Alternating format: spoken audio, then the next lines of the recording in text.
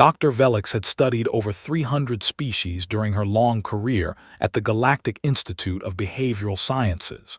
She had seen creatures that communicated through color, beings that shared a single mind across thousands of bodies, and organisms that existed in multiple dimensions at once. But nothing had prepared her for humans. She pressed her tentacle against the observation glass and watched the human crew moving through the space station below. There were only 12 of them, a small team sent to establish trade relations with the consortium. They had been on the station for 30 cycles now, and every day they did something that confused her more. "Dr. Velix," said her assistant Core, a young male of her species with pale blue scales, "the human female is doing it again." Velix turned one of her eyes toward the secondary monitor. The human called Sarah was sitting with the maintenance worker named Jake. Jake was from a different geographic region on Earth. He spoke differently. He had different customs.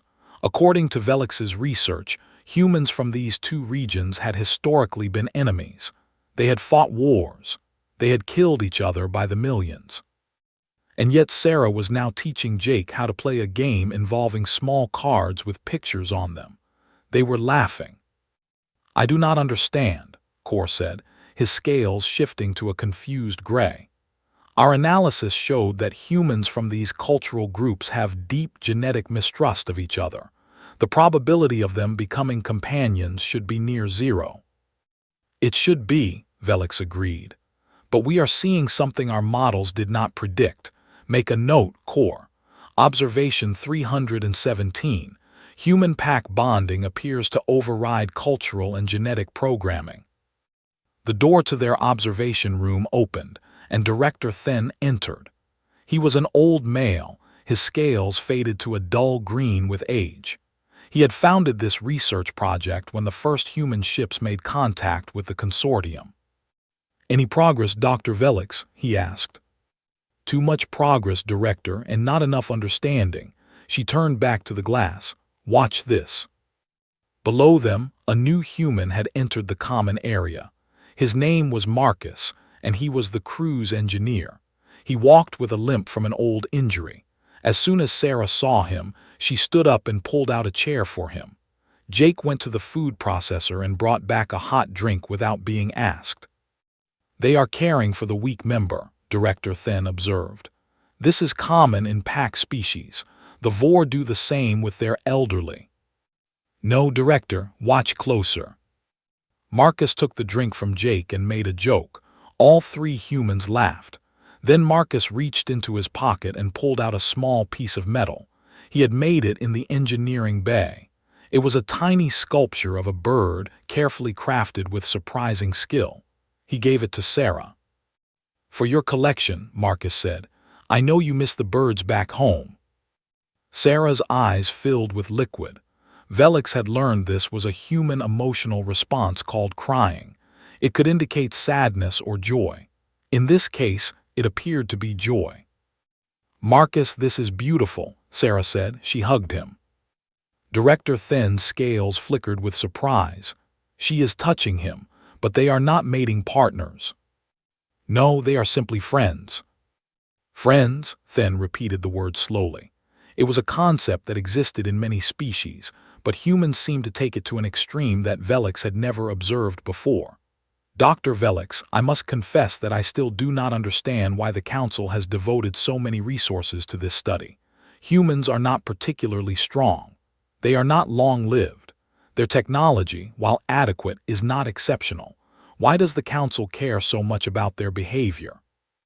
Velix had been waiting for this question. She pulled up a file on her console and projected it onto the main screen. It showed a star chart with a small section highlighted in red. "The Kethai's conflict," she said. 3 standard years ago, a human colony ship wandered into Kethai's space." "I remember," Then said. "The Kethais captured the ship and took the humans as slaves. It was a tragedy but not uncommon. The Kethais take slaves from many species." "It was not a tragedy, Director. It was a lesson." Velix changed the display. Now it showed the aftermath of the conflict.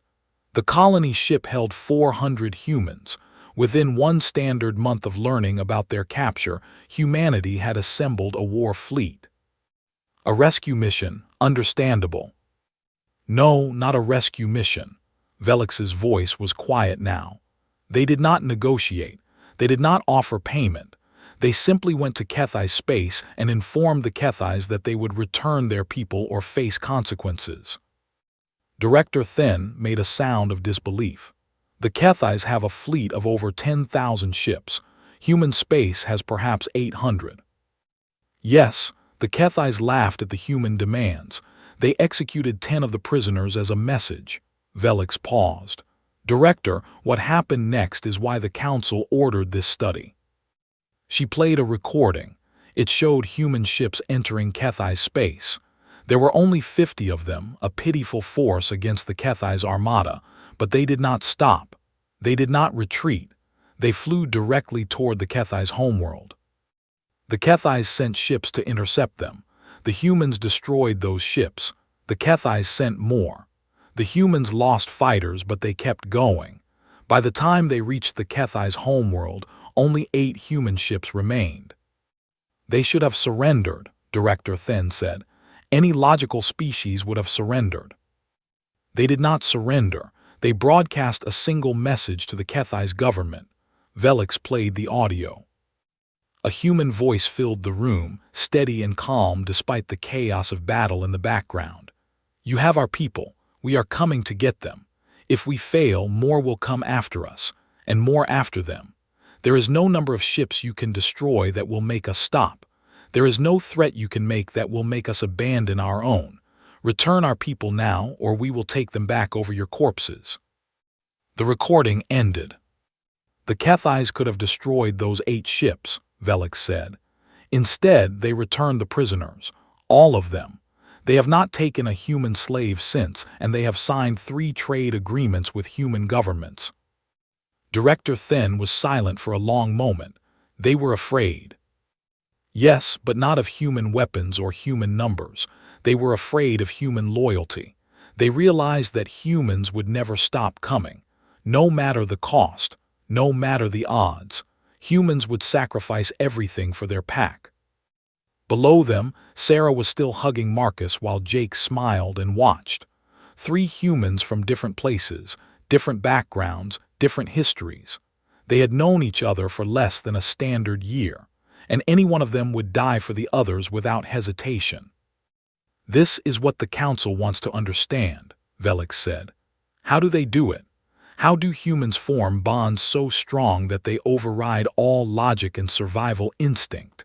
And more importantly, can they bond with other species the same way they bond with each other? Director Then looked down at the humans with new eyes. If they can. Then whoever has their loyalty will have allies who will never betray them, never abandon them, never stop fighting for them. Velix's scales shifted to a thoughtful purple. That is why we study them, Director. That is why we must understand. Humans may be small and short-lived and fragile, but their loyalty may be the most powerful force in the galaxy. The research had only begun. Velix had no idea how deep the rabbit hole would go. Over the next several cycles, Dr. Velix designed a series of experiments. She did not tell the humans they were being tested. That would contaminate the results. Instead, she created situations and observed how the humans responded. The first test was simple. She arranged for the food processors in the human living area to malfunction, producing only enough food for 8 people instead of 12. She expected the humans to compete for resources. The strong would take from the weak. It was basic survival behavior seen in every species. She was wrong. The humans divided the food equally. When Marcus pointed out that the portions were too small, the crew member named Tom said he was not very hungry and gave part of his share to the youngest crew member, a girl named Emma who had just turned 18. I ate a big lunch, Tom said, even though Velix had been monitoring and knew this was a lie. But then something unexpected happened. Emma noticed what Tom had done. She immediately gave half her food to him, claiming she did not like the taste. This started a chain reaction. Within minutes, every human was trying to give their food to someone else. The argument became so loud that Velix had to enhance her audio sensors to follow it. "You need to eat. You're still recovering from that cold," Sarah said to Jake. "I'm fine. You're the one who's been working double shifts," Jake replied. "Will you all just eat your food?" Marcus finally shouted. "We're not going to starve in one day. Tomorrow we'll fix the processor. Tonight, everyone eats what they've got." Reluctantly, the humans ate, but Velix noticed that several of them discreetly slipped portions to their neighbors when they thought no one was looking. "Fascinating," Kor said, taking notes. "They competed, but not for resources. They competed to sacrifice for each other." Velix nodded slowly. "This goes against all evolutionary theory. In times of scarcity, pack animals should prioritize their own survival. The weak should be abandoned so the strong can continue. But humans do the opposite," Kor finished. "They prioritize the weak." The second test was more complex. Velix introduced a social variable by arranging for a visiting dignitary from the Selix species to publicly insult Emma during a formal dinner. The Selix were powerful trade partners, and the insult was calculated to put the humans in a difficult position. Would they sacrifice one of their own to maintain a valuable alliance? Emma was the youngest and least important member of the crew. She had no special skills. She held no rank. Logically, the humans should have apologized for any offense she might have caused and moved on. The Selix dignitary called Emma a primitive creature with a brain too small to understand proper etiquette. Emma's face turned red, but she said nothing. She had been trained for diplomacy. What happened next would be included in every textbook on human behavior for the next 1,000 years. Captain Chen, the leader of the human crew, stood up from his chair. He was a small man, at least a head shorter than the Selix dignitary. He walked very slowly to stand directly in front of the alien. "I must have misheard you," Captain Chen said. His voice was soft, pleasant even, but Velix noticed that every other human at the table had stopped eating. They were all watching their captain with a strange intensity. "You heard me correctly," the Selix said. "Your young one lacks basic intelligence. It is not an insult, merely an observation. Lower species often struggle with complex social situations." Captain Chen smiled. It was the most frightening expression Velix had ever seen on a human face. "Emma is a member of my crew," the captain said. "She is under my protection, and you have just insulted her in front of witnesses." He paused. "I am giving you one opportunity to apologize." The Selix laughed, a wet gurgling sound. "Apologize to you? Do you know what I am?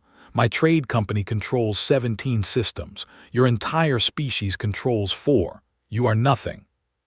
"I may be nothing," Captain Chen said, "but Emma is my crew, and no one insults my crew." He threw his drink in the Selix's face. The room erupted into chaos. Selix guards rushed forward. Human crew members formed a protective circle around Emma.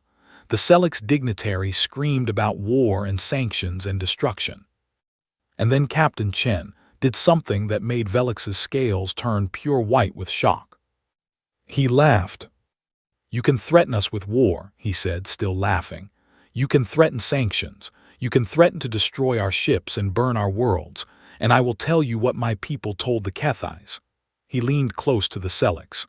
"We will still come for our own, every single time. You cannot threaten us enough to make us abandon one of ours. The only question is how much you're willing to lose before you understand that." The room fell silent. The Selix dignitary stared at Captain Chen for a long moment. Then he looked at the other humans, still standing in their protective circle around Emma. Not one of them looked afraid. Not one of them looked like they would move. "You are insane," the Selix finally said. "Probably," Captain Chen agreed. "But we're insane together. Now apologize to my crew member, or we can find out exactly how insane we really are." The Selix apologized. Velix played the recording back 17 times that night. Each time, she focused on a different human. Each time, she saw the same thing. When their pack member was threatened, every single human had been willing to sacrifice everything to protect her. Not because she was valuable, not because she was important, simply because she was theirs. Dr. Velix, Kor said hesitantly, I believe I may have formed a preliminary hypothesis about human pack bonding. Velix turned all her eyes toward her assistant. Go on. Human loyalty does not appear to be based on logical assessment of value or usefulness. It appears to be unconditional. Once a human accepts someone into their pack, that acceptance cannot be withdrawn based on circumstances. That matches my observations, but what triggers the acceptance? I do not know yet, but I have noticed a pattern. Kor pulled up his notes. Humans seem to bond most quickly during shared hardship. The crew members who are closest to each other are the ones who have faced problems together. Sarah and Jake became friends when they worked together to repair a damaged hull section. Marcus bonded with the captain when they both stayed awake for 40 hours to fix a navigation error. Adversity creates connection, Velix mused. They trust those who have suffered with them. It may be related to their evolutionary history. Humans survived on a dangerous world by forming tribal groups. Those who could trust their tribe members absolutely were more likely to survive.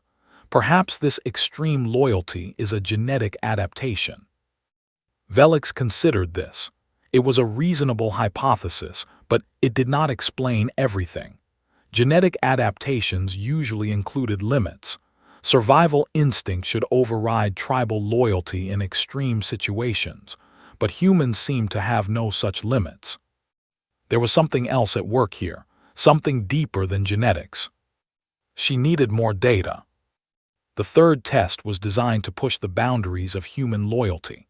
Velix created a scenario where one crew member would have to be sacrificed for the others to survive. She simulated a crisis on the station where the humans were trapped in a room with a limited oxygen supply. The only way to save everyone was for one person to go outside and manually open the emergency vents.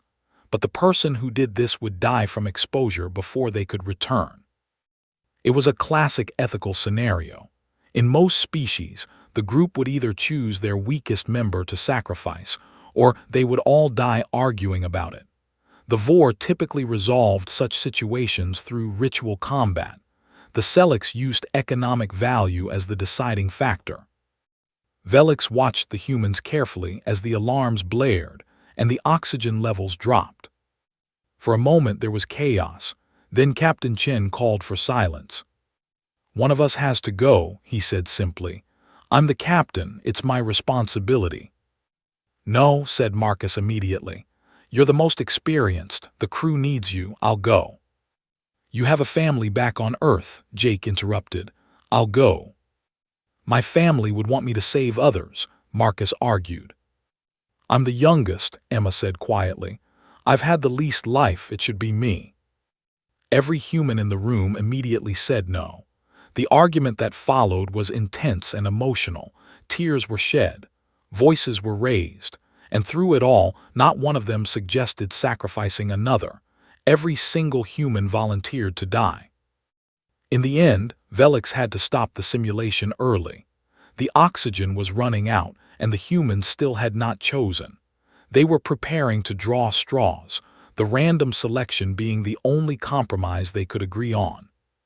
They would rather die randomly than choose who should die, Kor said, his voice filled with wonder. They could not bear to make that choice. No, Velix corrected. They could not bear to survive while someone they loved did not. Look at their faces, Kor. They are not afraid of death. They are afraid of living with the guilt. She ended the simulation and told the humans it had been a drill. They accepted this explanation, though Captain Chen gave the observation window a long, suspicious look before leading his crew away. That night, Velix made a breakthrough. She was reviewing the recordings when she noticed something she had missed before. During the oxygen crisis, the humans had physically moved closer together. They had held hands. They had touched each other's shoulders. When Emma volunteered to die, Sarah had pulled her into a tight embrace and refused to let go. Physical contact. Constant, intentional physical contact. Velix pulled up data from her other observations. The pattern was everywhere. Humans touched each other constantly, handshakes when greeting, hugs when parting, pats on the back for encouragement, holding hands when frightened, leaning against each other when tired. No other species in Velix's experience touched this much. For most species, physical contact was reserved for mating or combat, but humans touched casually, almost unconsciously. Core, she called. I need everything we have on human neurobiology, specifically their response to physical contact. The data was illuminating. Human brains released powerful chemicals during positive physical contact. These chemicals, called oxytocin and dopamine, created feelings of trust, happiness, and connection. The more humans touched, the stronger their bonds became. It was literal chemistry. Humans were physically addicted to their pack members. Their brains had evolved to reward loyalty with pleasure and punish abandonment with pain. Being separated from their pack caused humans actual psychological trauma, a condition called loneliness that could lead to serious illness and even death. They cannot help it, Velix whispered. They are biologically incapable of abandoning each other. Their brains will not let them. She understood now why the council was so interested. This was not just behavior. This was not just culture. This was evolution weaponized. Humans had developed the most effective social bonding mechanism in the known galaxy, and they had done it without even trying. Any species that earned human loyalty would have allies who literally could not betray them, even if they wanted to. The question was, could humans bond with aliens? Velix looked down at the human common area. Tomorrow she would begin the next phase of her research. Tomorrow she would try to become part of a human pack. She had no idea what she was about to learn about herself. Dr. Velix entered the human common area for the first time on the 42nd cycle of her observations. She had spent days preparing for this moment, studying human greeting rituals and social customs. She knew that humans valued eye contact, so she kept two of her eyes focused on the nearest crew member while allowing her other four to scan the room. She had learned that humans considered it polite to smile, so she curved her facial plates into the closest approximation she could manage. The result was apparently terrifying. Emma screamed and dropped her cup of coffee. Jake jumped backward so fast that he crashed into a chair. Even Captain Chen, who Velix had observed remaining calm during a simulated death scenario, reached for a weapon that he was not carrying. Good morning, Velix said carefully, using the human greeting phrase she had practiced. I am Dr. Velix, I study you. The silence that followed was deeply uncomfortable. You study us, Captain Chen repeated slowly. From up there, he pointed at the observation window. You've been watching us this whole time. Yes, for science. Velix was beginning to realize that she had made a mistake. Human privacy norms were different from her own species. Being observed without knowledge was considered offensive. For science, Sarah said. Her voice had an edge that Velix's translation software flagged as dangerous, like we're animals in a zoo. Velix considered her response carefully. She could explain that humans were indeed animals, as were all organic beings, but something told her this would not improve the situation. I apologize, she said instead. I did not intend to cause offense. My research was authorized by the consortium, and I believed it would help improve relations between our species. I now understand that I should have introduced myself earlier. More silence. The humans were looking at each other, communicating in that wordless way that Velix still did not fully understand. Then Captain Chen sighed and pulled out a chair. Sit down, Dr. Velix. I think we need to have a talk. Velix sat, curling her tentacles carefully beneath her. The chair was not designed for her body type, but she managed. What exactly have you been studying? Captain Chen asked. Human pack bonding, Velix answered honestly. Your species has an unusual capacity for loyalty. The consortium wishes to understand it. Pack bonding, Jake laughed, though it did not sound amused. You make us sound like dogs. Dogs are an excellent comparison, Velix said, not understanding why Jake seemed offended. Humans and dogs formed one of the most successful interspecies partnerships in known history. Both species became stronger through cooperation. This is precisely what the consortium hopes to achieve with humans. Emma had been quietly cleaning up her spilled coffee. Now she looked up. So you want us to be loyal to you, like pets? No, like allies. Velix leaned forward, trying to project sincerity. The consortium is an alliance of 800 species. We cooperate for mutual benefit, but our cooperation is based on contracts and treaties. It is logical and calculated. Your species cooperates differently. You form genuine attachments. You would die for each other without calculating the cost. She paused. We want to understand how you do this, and we want to know if you can do it with us. The humans exchanged more wordless looks. You want to know if we can love you, Sarah said quietly. Not obey you, not work with you, love you. Velix's translation software struggled with the word love. It had many meanings in human languages, but the core concept was familiar. It was the thing she had been observing for 42 cycles. Yes, she said, we want to know if you can love us. What followed was the strangest conversation of Velix's long career. The humans asked her questions about her life, her family, her hopes and fears.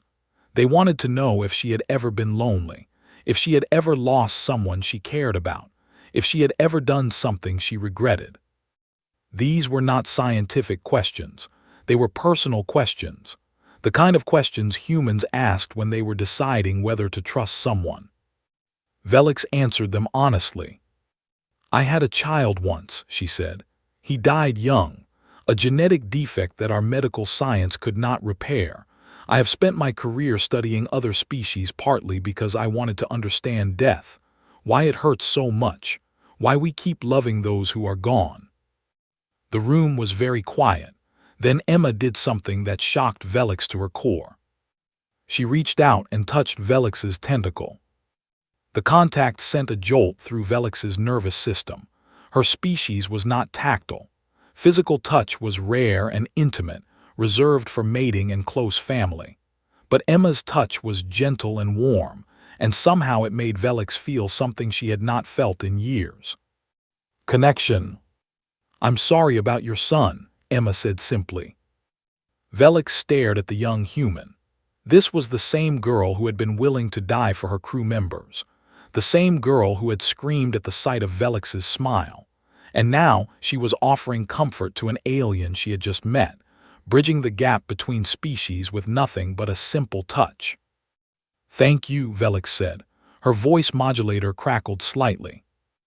Over the following cycles, Velix became a regular visitor to the human common area. She shared meals with them, though human food was not compatible with her biology. She listened to their stories and shared her own.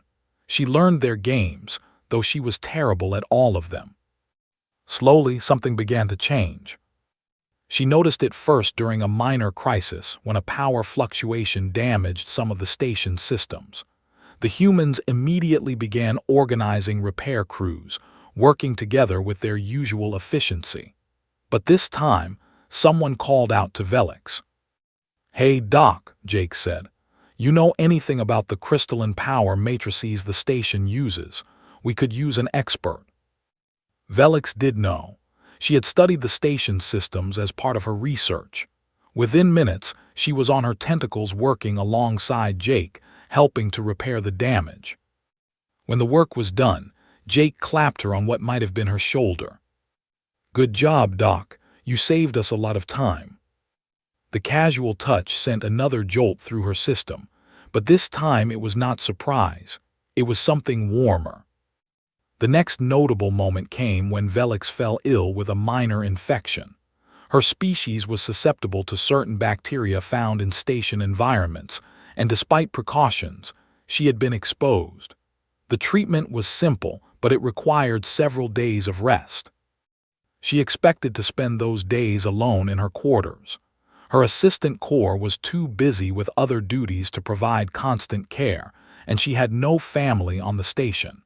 Illness was a solitary experience for her species. But on the first morning of her illness, there was a chime at her door. Emma stood outside, carrying a container of something hot and steaming. "I made you soup," she said. "I know you can't eat human food, but I got the recipe from your medical files. It should be safe for your biology." Velix was too surprised to respond. "Can I come in?" Emma asked. "You shouldn't be alone when you're sick. It's bad for healing." It was a human belief, Velix knew. Humans recovered faster when they had social support during illness, but there was no scientific evidence that this applied to her species.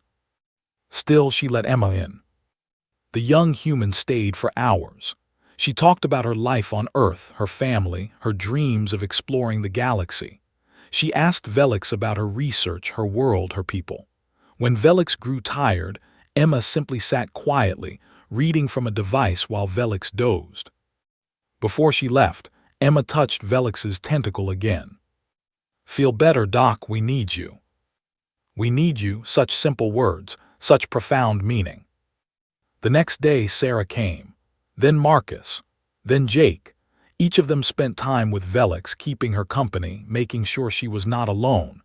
Captain Chen came last, bringing official well wishes from the crew and unofficial gossip about station politics. By the time Velix recovered, she realized that something fundamental had changed. She looked forward to seeing the humans. She worried when they were stressed or unhappy. She felt proud when they succeeded and sad when they failed. Their emotions had become her emotions. "Core," she said to her assistant one evening, "I believe I am experiencing pack bonding." Core's scales flickered with alarm. "That is not possible. Cross-species pack bonding has never been documented." "It has never been documented because no one has tried." Velix looked out the window at the common area where the humans were celebrating someone's birthday. "I have spent 47 cycles with them. I have shared their troubles and their joys. They have cared for me when I was weak. They have included me in their rituals." She paused. "They call me Doc now. It is a term of affection." "Dr. Velix, this could compromise your objectivity. The council may reject your research if you have become emotionally involved." "Perhaps." Velix watched Emma blow out candles on a cake while the other humans cheered. "Or perhaps this is exactly what the council needs to know. Humans can bond with aliens. They can extend their loyalty beyond their own species. It simply requires time, shared experience, and genuine connection." She turned back to Core with something that might have been a smile. "In other words, it requires exactly what the council has been afraid to offer: vulnerability." The celebration below continued, and for the first time in years, Velix felt like she belonged somewhere. The true test of Velix's new bond came 3 cycles later, when everything went wrong. It started with an alert from the station's sensor array. A ship had dropped out of faster-than-light travel in nearby space. Its signature was immediately recognized by the station's database. Kethais. The Kethais had not violated consortium space in years, not since their humiliation at human hands. But tensions had been building. Rumors suggested that new leadership had taken control of the Kethais government, leadership that wanted revenge for their species' embarrassment. The ship began broadcasting demands. They wanted the human crew. They wanted Captain Chen specifically, claiming he had committed crimes against Kethai's sovereignty during a previous mission. They gave the station 1 hour to comply. Velix was in the human common area when the announcement came over the intercom. She watched the humans' faces as they heard the news. She expected to see fear. Instead, she saw anger and determination. "Well," said Captain Chen, his voice calm and steady, "I suppose I should go talk to them." "No," the word came from 6 mouths simultaneously. Every human in the room had spoken at once. They want me, the captain said. If I go, they might leave the rest of you alone. That is not how this works, Sarah said firmly. We do not give up our own, ever, you taught us that. This is different. They have a warship, we have nothing. We have each other. Emma stepped forward. Captain, you once said that there is no threat that can make us abandon one of ours. Did you mean it? Chen looked at the young woman he had defended against the Selix dignitary. His eyes were bright with emotion. I meant it, he said quietly. Then let us mean it too. Velix watched this exchange with growing wonder. The humans were facing almost certain death, and not one of them was considering surrender. Their loyalty to each other was absolute. And in that moment, Velix realized that her loyalty had become absolute too. I may have a solution, she said. Every eye turned to her. She took a deep breath, something she had learned from watching humans. The Kethai's ship is within consortium space. Under treaty, the consortium is obligated to protect all vessels and personnel within its boundaries. This includes humans. She pulled up her console. I am a senior researcher with the Institute of Behavioral Sciences. I have authority to invoke emergency protocols. What kind of protocols? Jake asked. The kind that summon a consortium defense fleet. Velix's tentacles moved rapidly across her console.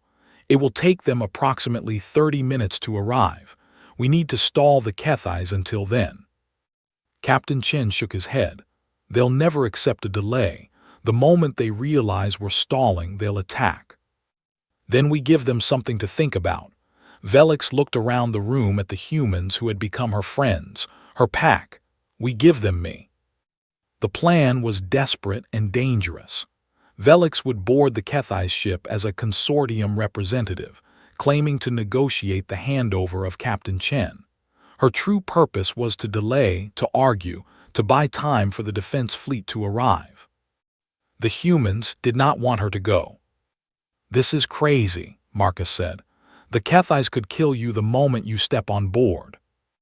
They could, Velix agreed, but they probably will not. I am a high-ranking consortium official. Harming me would create a diplomatic incident far worse than their original grievance with Captain Chen.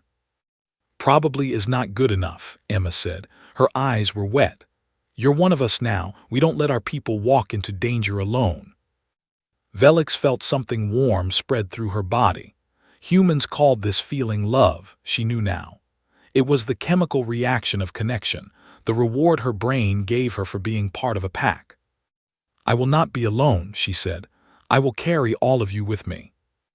The shuttle ride to the Kethai's ship was the longest 30 minutes of Velix's life. She used the time to send a final message to her assistant Core, instructing him to submit her research findings to the council regardless of what happened next. If I do not return, she wrote, tell them that humans can love aliens. I am proof. The Kethai's ship was dark and hostile. Armed guards surrounded Velix the moment she stepped off the shuttle. They led her to a command chamber where the Kethai's leader waited. His name was Vorax, and he was enormous even by Kethai standards. His scales were the deep black of their warrior caste, and his eyes held nothing but contempt. You are the consortium's negotiator, he growled. They send a scholar to face a warrior. They send a representative with full authority to speak for the consortium, Velix replied. Her voice was steady despite her fear. I am here to discuss your demands. There is nothing to discuss. You will give us the human called Chen. We will execute him publicly. Then we will leave. I'm afraid that will not be possible. Captain Chen is under consortium protection. Surrendering him would violate 17 different treaties and protocols. Vorax leaned forward, his massive form blocking the light. We do not care about your treaties. We care about human blood. They humiliated us. They made us look weak. We will have our revenge. You already tried revenge, Velix said.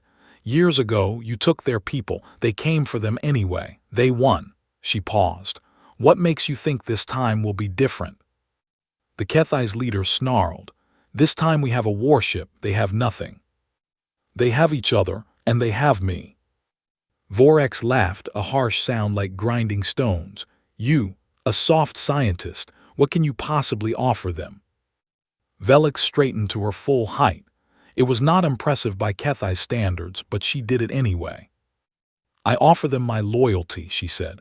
I have spent 50 cycles living with humans. I have learned their ways. I have shared their struggles. They have become my pack. She fixed all 6 of her eyes on Vorax. And I have learned that when you threaten a human's pack, they do not surrender. They do not run. They fight until they win or until they die, every single time. Then they will die. Perhaps, but so will you. Velix gestured around the command chamber. You have one warship. Impressive. But humans have something more powerful. They have each other. And now they have allies who understand that. Allies who will come for them just as they come for each other. You are bluffing. Am I? Velix glanced at her internal clock. 28 minutes since she had sent the emergency signal. The fleet should be arriving any moment. Tell me, Vorax, how many ships did the Kethais send against the humans during the last conflict? Vorax's eyes narrowed. What does that matter? It matters because you sent 10,000 ships, and you lost. She let that sink in. Not because humans have better weapons, not because they have larger numbers, because they have something you do not understand.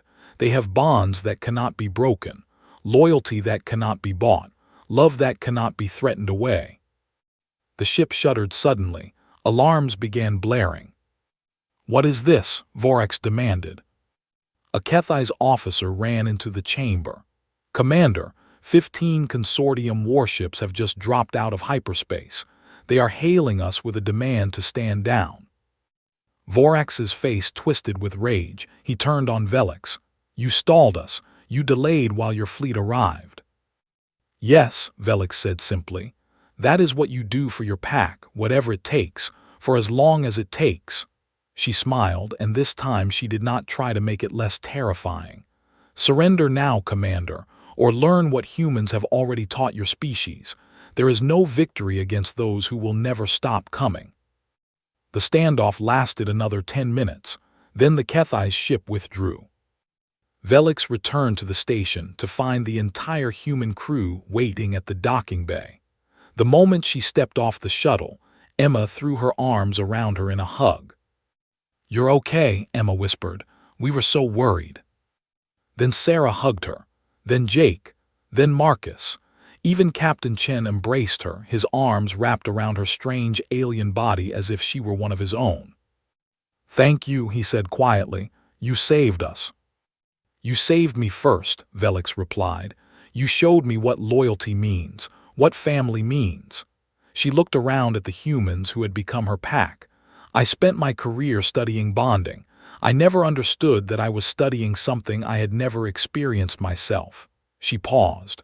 Until now. The report Velix submitted to the council was the most important document she had ever written. It detailed her findings about human pack bonding, the chemical and evolutionary basis for their extreme loyalty, and their capacity to extend that loyalty to other species. But the most important section was her conclusion. Humans are not remarkable because of their technology or their physical abilities, she wrote. They are remarkable because of their hearts. They form bonds that transcend logic and survival instinct. They love with an intensity that cannot be measured or predicted. And once you earn their loyalty, they will never abandon you, never betray you, never stop fighting for you. The consortium should not seek to control humans or manipulate their loyalty. That would be a catastrophic mistake. Humans can sense when they are being used, and they respond to such treatment with hostility. Instead, the consortium should seek to earn human friendship. It should offer genuine partnership, honest dealing, and mutual respect. Humans reward these qualities with loyalty that is worth more than any fleet of ships. I know this because I have experienced it. A human once held my hand when I was sick.